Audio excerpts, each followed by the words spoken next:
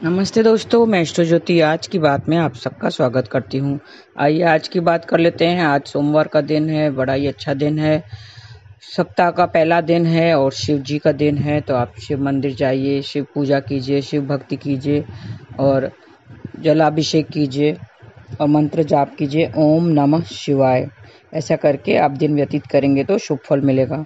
मैं शुरू वास्तु से करती हूँ। वास्तु की थोड़ी सी बातें और फिर आज की खास बात ले लेंगे, थोड़े से उपाय ले लेंगे और कृष्ण कथा में मैं कुछ नया आपको बताने की कोशिश करूँगी। आप अंत तक बने रहना। वास्तु की बात करें तो कल फूलों की बात की थी कि सूखे हुए फूल घर में नहीं रखने चाहिए। जैसे ही फूल सूख जाएं उसे निकाल बाहर फेंकना है। घर में सूखे फूल नहीं रखना चाहिए।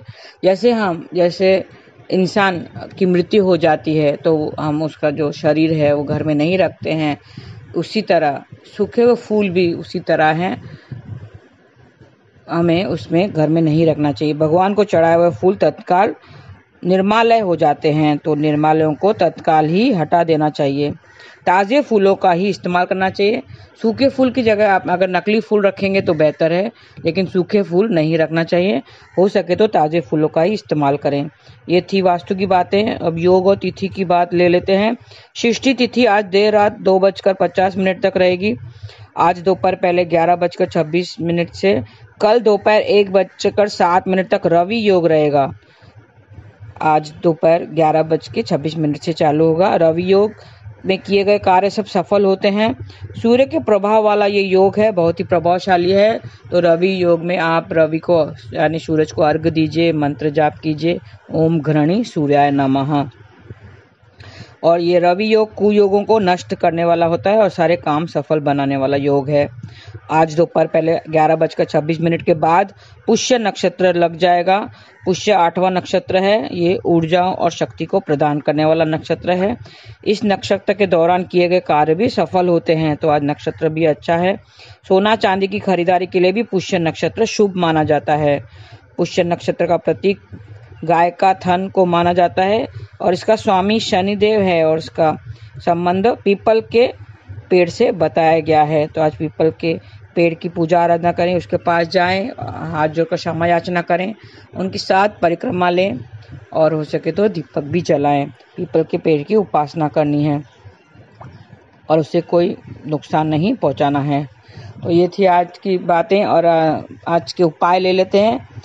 बुरी नज़र अगर आपको लग गई है तो थोड़े से राई के दाने लें और घर में सभी कमरों के कोनों में रख दें, तो बुरी नज़र मिट जाएगी। और फिर उस अगली सुबह राई के दाने को उठाकर पीपल के नीचे रखाएं। और मनचाहा प्रमोशन के लिए सिंघारे का आटा लेकर आएं, रोटियां बनाएं और रोटियों पर 2 मूली रखकर मंदिर में दान दे दें, तो आपको मनचाहा प्रमोशन मिल जाएगा। और ज़मीन में चांदी का छोटा सा टुकड़ा जरूर दबाएं। अगर आप घर बना रहे हो, नया घर बना रहे हो, तो ज़मीन में चांदी का छोटा टुकड़ा जरूर दबाएं। अगर पहले से ही बना हुआ है, आप नया घर नहीं बना रहे, पहले से ही घर बना हुआ है, तो छोटा चांदी का टुकड़ा अपने पास रखें। आज खरीद कर ले आएं और अपने तिजोरी में रख दें, तो बुरी नज़र नहीं लगेगी। और शिक्षा संबंधित काम को सफल बनाने के लिए आज सरस्वती जी का मंत्र जाप कीजिए, ओम ऐं ग्रीं सरस्वते नमः। ऐसा 21 बार आपको जाप करना है, तो शिक्षा संबंधित काम आपके सारे बन जाएंगे। कार्यों में तरक्की के लिए क्या करना चाहिए? सफ़ेद कपड़ा या सफ़ेद कोरा कागज़ लें और 1 मुट्ठी चावल, मोटी धागे वाली मिश्री रखकर उसको जल में प्रवाहित कर दें, तो ऐसे आपको तरक्की मिलेगी। आपको शिव चालीसा का पाठ करना चाहिए, तो सारी परेशानियां दूर हो जाएंगी।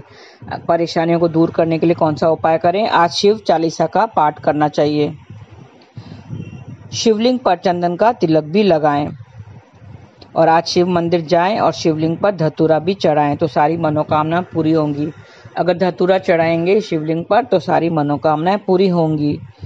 शिव जी को प्रणाम करके आप जाप करें, मंत्र जाप करें, ओम नमः शिवाय। ऐसा 108 बार जाप करेंगे तो सारी मनोकामनाएं पूरी होंगी। माँ दुर्गा को पुष्पांजलि दें और मंत्र जाप करें। कैरियर की तरक्की के लिए क्या करना है? माँ दुर्गा को पुष्पांजलि अर्पित करनी है और मंत्र जाप करना है। या देवी सर्वभूतेषु विद्या रूपेण संस्थिता नमस्तस्यै नमस्तस्यै नमस्तस्यै नमो नमः। ऐसा करेंगे तो कैरियर में तरक्की मिलेगी। 2 कपूर और 12 लौंग देवी माँ को चढ़ाएं। तो ये थी छोटे से उपाय, थोड़े से 2-4 उपाय मैंने बता दिए हैं आज के निमित्त। आज शिव मंदिर जाकर आप जल में थोड़ा सा गंगा जल मिलाकर भी डाल सकते हैं और तरक्की के लिए, सुख समृद्धि के लिए। और धतूरा चढ़ाएंगे तो आपको मनचाहा मनोकामना सारी पूरी होंगी। और आज नीम या नीम से बनी हुई चीज़ों का इस्तेमाल ना करें। षष्ठी तिथि के दिन नीम या नीम से बनी हुई कोई भी चीज़ का इस्तेमाल ना करें, ये नरक के प्राप्ति के समान है। तो थोड़ी सी बातों का ध्यान रखें। और कृष्ण कथा में हम आज कुछ बातें कर लेते हैं। एक दृष्टांत पेश करती हूँ। अभी जैसे लोग मानते हैं, आप बोलेंगे कि हम लोग कृष्णा को नहीं मानते हैं। बहुत लोग होते हैं जो कृष्णा को नहीं मानते हैं, दूसरे देवी देवताओं को मानते हैं। तो उससे क्या फल मिलेगा? उससे क्या होता है? क्या हम देवी देवताओं को नहीं मान सकते हैं? क्या हमें सिर्फ कृष्णा को ही मानना चाहिए? नहीं, ऐसा नहीं है। आइए एक दृष्टांत पेश करते हैं उसके निमित्त।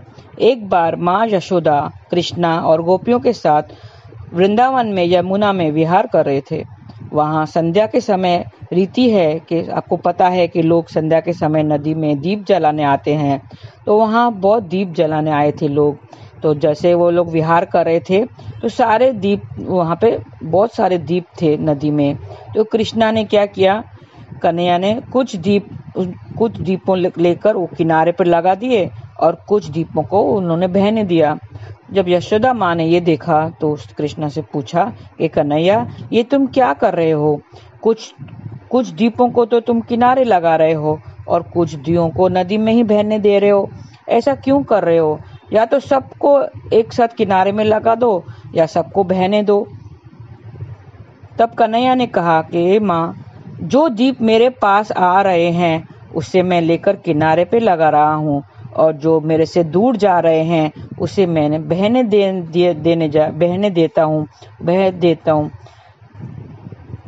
तो मेरे कहने का मतलब ये है कि अगर तुम किसी और देवी देवताओं को मानते हो, दूसरे में देवी देवताओं में श्रद्धा है, तो कृष्ण कहते हैं कि अगर तुम देवी देवताओं को पूजा करते हो तो उन देवी देवताओं के लोक में जाओगे।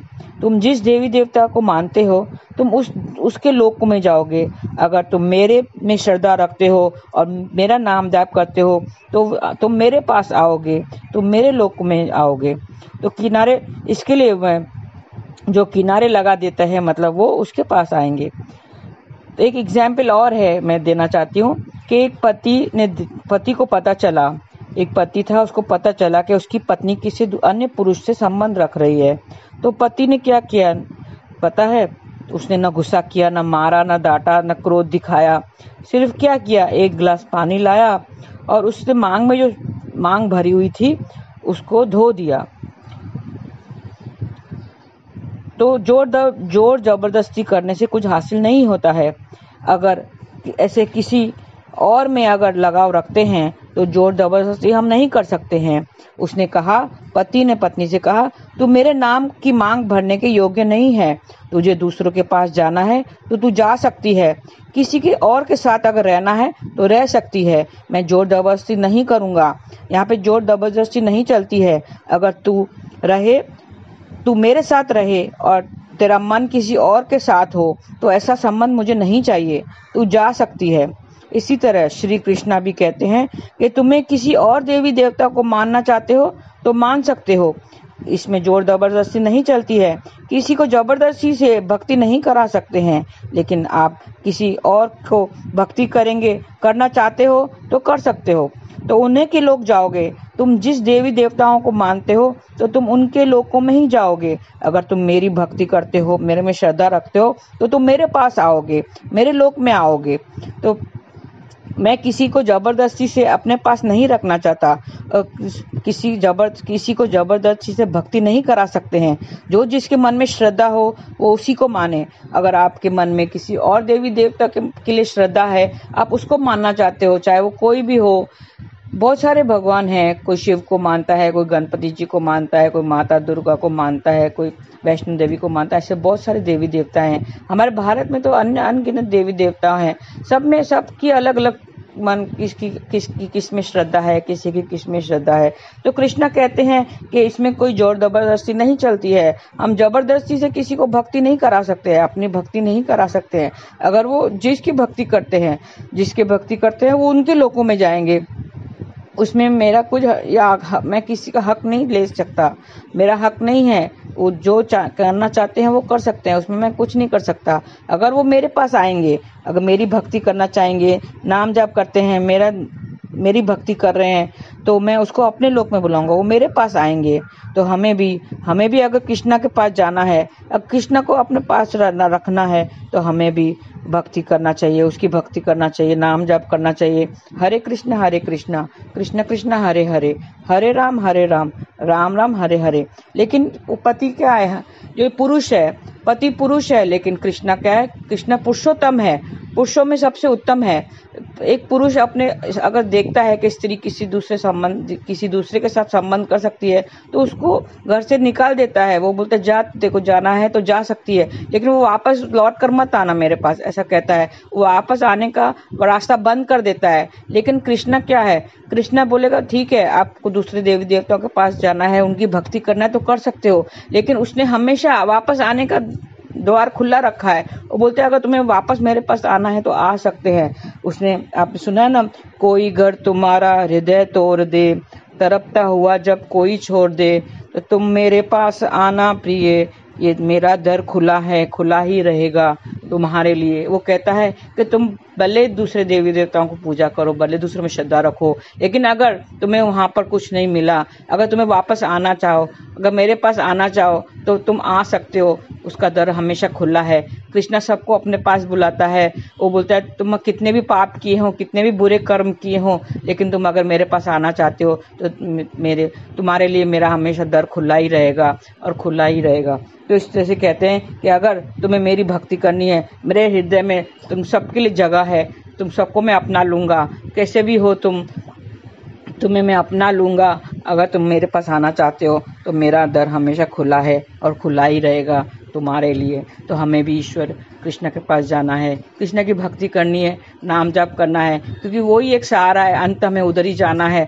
चाहे आप देखेंगे कि मृत्यु के समय हम क्या करते हैं, हम भागवत का पाठ करते हैं, तुलसी मुंह में डालने को बोलते हैं, गंगा जल मुंह में डालने को बोलते हैं, गाय को खिलाने को बोलते हैं। तो ये सब किससे संबंधित है, ये सब कृष्णा से संबंधित है। भागवत गीता कृष्णा का ही गीत है, और गाय तो कृष्णा की प्रिय है, और तुलसी भी कृष्णा को प्रिय है। और एकादशी हम रखने को कहते हैं कि एकादशी रखो, तो एकादशी क्या है, एकादशी भी कृष्ण को प्रिय है। तो हम कृष्ण से संबंधित सारे कार्य करते हैं, तो क्यों ना हम कृष्ण को माने और कृष्ण के ही पास जाएं, क्योंकि अंत हमारा उधर ही होगा। फिर हम इस जन्म मृत्यु के चक्कर से छूट जाएंगे, हम गोलोक जाएंगे, हम उसके धाम जाएंगे। तो क्यों ना हम कृष्ण का नाम जाप करें, उसकी भक्ति करें, उसके नाम जाप करें। हरे कृष्ण कृष्ण कृष्ण हरे हरे, हरे राम राम राम हरे हरे।